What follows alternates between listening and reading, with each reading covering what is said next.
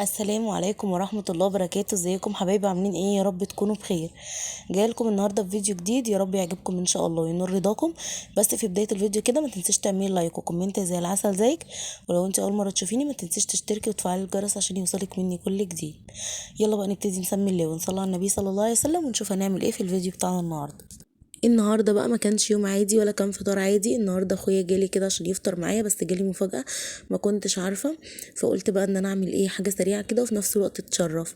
هتشوفوا انا هعمل ايه. بس اول حاجة بقى جبت شوية الحاجات دول. في حاجات هعملها النهارده وفي حاجات مش هعملها النهارده، وجبت كمان تمر. فعشان اصلا مش هلحق ان انا اعمل تمر النهارده، ولا كمان لحقت ان انا اعمل عصير. هتشوفوا النهارده في مدار الفيديو انا هعمل ايه. عملت شوية حاجات حلوين قوي، وكمان يعني اكلة مشرفة وسريعة، وفي نفس الوقت تحسوا كده اكل مطاعم، يعني بقى مش صلصة بقى وطبيخ وكده يعني، لا. ما حبيتش ان انا اعمل زيطة. بس كده انا عايزه اقول لكم اول حاجه دورت عليها في المطبخ، لقيت قدامي كيس الدقيق ده كان فيه نص كيلو تقريبا. مسكت بقى الدقيق ده نخلته، وهقول لكم هعمل بايه دلوقتي. بس عايزه اقول لكم ملحوظه. القطايف اللي انا وريتها لكم في الاول دي، القطايف دي انا ما صورتهاش، كنت ناويه ان انا اصورها معاكم بس ما صورتهاش عشان طلعت مش حلوه خالص.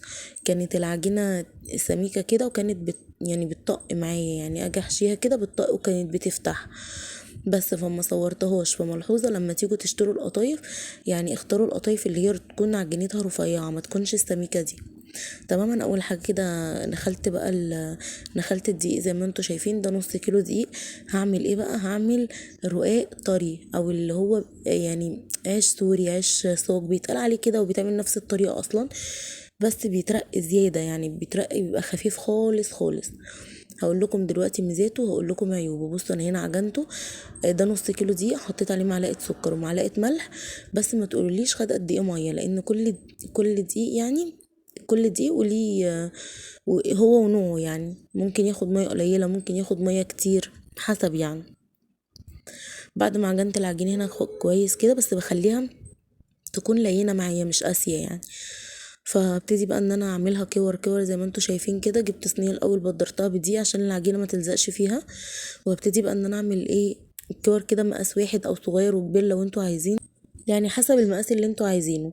انا هنا اعمل يعني راس صغيره كده بس مش كتير. وهعملها برضو وسط، يعني مش هعملها كبيره قوي. بصوا بقى زي ما انتوا شايفين كده ان انا يعني اعملها دايره كده تكون شكلها مظبوط. بصوا بقى انا خلصت هنا الكميه كلها معايا. بصوا ما شاء الله نص كيلو دي عمل لي قد ايه. عمل لي كميه كويسه، يعني عمل لي 12 لقمه. فتخيلي بقى انت لما تيجي تجيبي 12 واحده من بره بيعمل معاكي كام؟ يعني بيعمل معاكي مبلغ برضو. اي حاجه دلوقتي بقت غاليه، وبقت بصراحه يعني بتشمل. انا هنا بعد ما قرصتها كده زي ما انتوا شايفين، جبت الكيس الدقيق نفسه يعني. ليه بقى عملت كده؟ انا عندي ورق استرتش، بس انا عملت كده عشان اللي ما عندوش استرتش يتصرف ويعمل الحركه دي. وكمان جبت الفوطه دي وغطيتها كده علشان ترتاح، هي ولا فيها خميره ولا بيكنج باودر، بس انا عايزه العجينه ترتاح عشان تبقى لينه معايا وانا بفردها.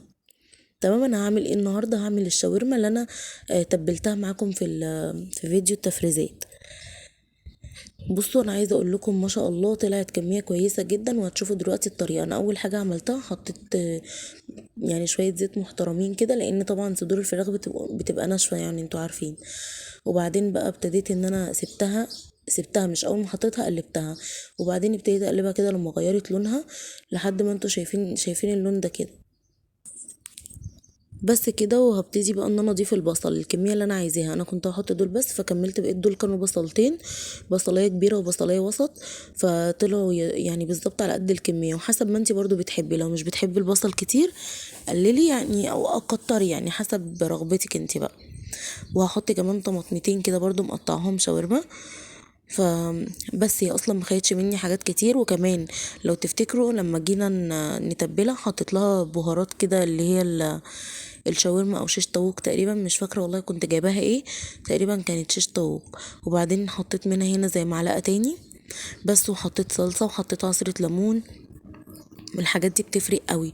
الشاورما اصلا في جمالها هي عصره الليمون وسنه خل صغيره ونص معلقه توم كده. جربوها بالطريقه دي بجد بتفرق كتير جدا. بصوا بقى الثوم اللي انا مفرزاه ده، عايزه اقول لكم بجد يعني منجز جدا. في اي وقت كده بستعمله وبيريحني بصراحه في اي وقت. كده انا خلاص خلصت الشاورما. بصوا بقى هنا هعمل ايه، هنعمل كمان التومية. التومية ناس كتير قوي يعني بتحبها وبتحب ان هي تعملها بدل ما تشتريها. بصراحة هي طريقتها سهلة جدا في البيت، وهقولك على طريقتها دلوقتي. اول حاجه كده عملتها زي ما انتوا شايفين، جبت كوبايتين ميه وحطيت عليهم معلقتين نشا كبار او معلقتين ونص كده، وهفضل اقلب فيها لحد ما توصل للقوام اللي انتوا شايفينه ده. بعد كده هعمل ايه، هتجيبي الكبه، بس انا يعني الكبه بتاعتي كانت صغيره فخفت بقى ان المقدار يكتر عليها، فجبت الخلاط حطيت هنا ايه معلقه توم كبيره، وحطيت كمان 3 معالق خل، وحطيت ربع كوبايه زيت، و وحطيت كمان معلقتين مايونيز كبار ومعلقه زبادي، بس انا عشان ما عنديش زبادي فهحط معلقه مايونيز كمان. وحطيت كمان 3 4 معالق لبن كده. بس كده. بصوا بقى مفيش اسهل من كده اظن يعني. وحطيت كمان نص معلقه ملح. طبعا تظبطي الملح بتاعها عشان بره بتبقى عادمه شويه، فانتي اعمليها حسب ما انتي عايزه. طبعا الحاجه في البيت بتبقى مريحه جدا وعارفه انتي عايزه ايه. بستنى القوام يوصل للمرحله دي. هي هنا كانت تقيله مني شويه، فانا زودت كمان زي 3 معالق لبن كمان. بصوا عايزه اقول لكم قوامها حلو جدا ما شاء الله، وطعمها وكل حاجه فيها كانت جميله. وعايزه اقول لكم مش مكلفه زي ما انتوا شايفين، كل مقاديرها عندنا في البيت، واحسن ما تشتريها. وفعلا بتبقى مشرفه جدا وشكلها حلو قوي يعني جنب الاكل.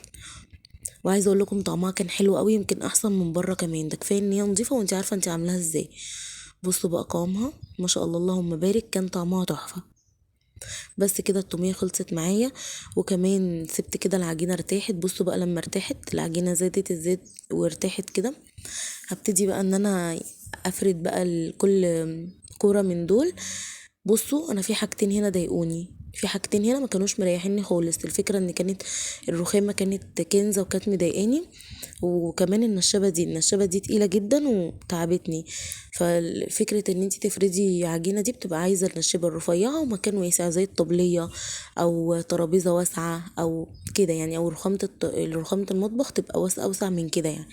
فده ضايقني كتير بصراحه يعني وتعبتني، بس بجد كانت النتيجة مريحة. يعني انت لما بتتعبي في الحاجة وتشوفي نتيجة كويسة بتريحك. بس كده. فبصوا بقى شكلها فردتها بالشكل اللي انتوا شايفينه ده، وابتدي بقى ان انا امسكها بنفضها كده كويس، انزل منها الدقيق الزياده عشان ما يتحرقش في الفرن. بصوا هي اصلا كانت مصممه تطلع مربعه معايا، معرفش في ايه، تعبتني جدا في الفرد بصراحه. بس سويته بالشكل اللي انتوا شايفينه ده، وبعدين عملت الكميه كلها كده. اكيد طبعا مش هتعبكم معايا يعني واوريكم كل الكميه دي، بس عايزه اوريكم ان الكميه ما شاء الله يعني نص كيلو عمل لي كميه كويسه.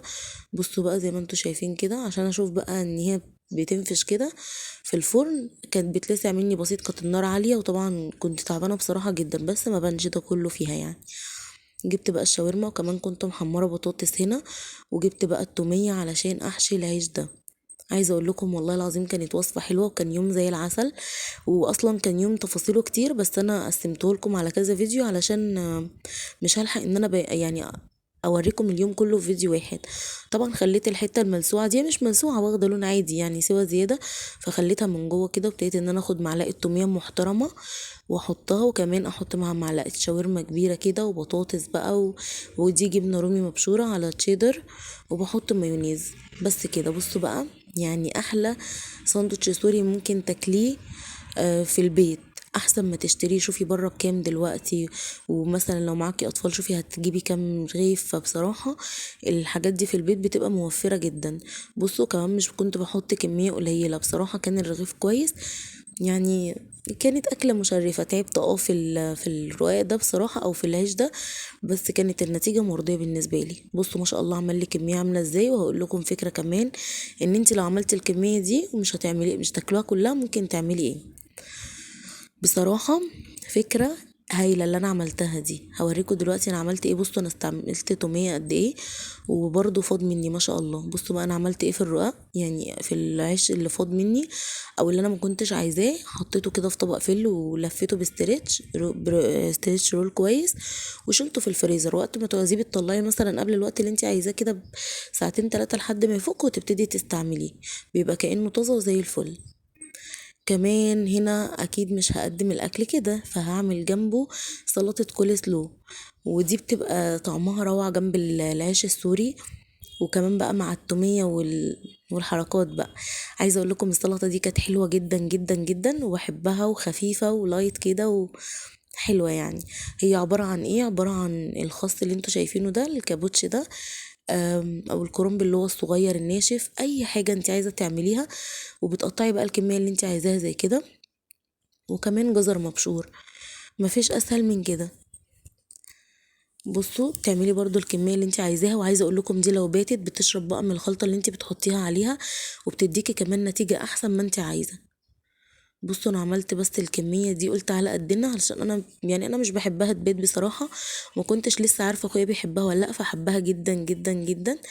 والحمد لله يعني كانت نتيجه مرضيه بالنسبه لي، لانها لما دقتها بره طلعت من اللي انا عملتها احسن من بره بكتير جدا. عايزه اقول لكم كمان عملت حاجه حلوه كمان جنب الاكل، لا بعد الاكل. بس ما قدرتش اعمل طبعا دلوقتي، فخلصنا فطار وعملت الحاجه حلوه، بس مش هنزلها دلوقتي، هنزلها في الفيديو الجاي ان شاء الله. يا رب يعجبكم وانتظروه باذن الله يعني.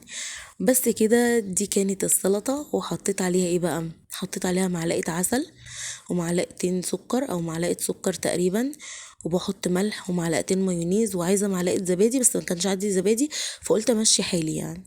ما حطيتش زبادي، حطيت معلقتين مايونيز، 3 معالق مايونيز، وحطيت معلقه خل ومعلقه سكر او معلقتين سكر تقريبا، وحطيت معلقه عسل نحل. لو ما عندكيش عسل نحل هتحطي مكانه سيرب اللي هو الشربات بتاع الكنافه والقطايف والحاجات دي بس.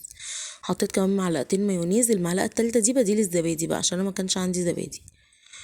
بس كده ودي كانت طريقة السلطة بقى. بصوا يعني عايزة اقول لكم بجد كانت احلى سلطة كلتها، كانت حلوة قوي. جربي الطريقة دي وهتدوقي احلى سلطة كول سلو بصراحة. بس كده استنوا بقى الفيديو اللي جاي بإذن الله، هيبقى فيديو حلو ان شاء الله يعجبكم. ده كان الفيديو بتاعي النهاردة، ما تنسيش تعملي لايك وكومنت زي العسل زيك، واستنوا الفيديو جديد ان شاء الله، ومع السلامة.